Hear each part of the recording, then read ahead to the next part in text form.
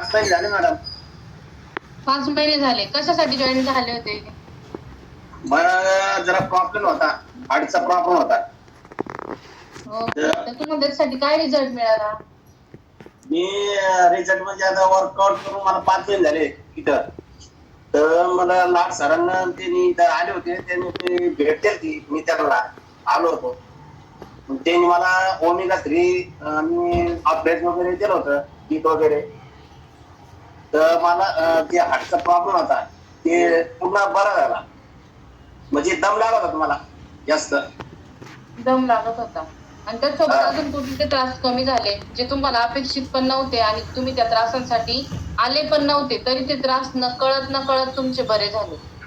म्हणजे माझं असं शरीर पूर्ण असं चढ पडत होतं.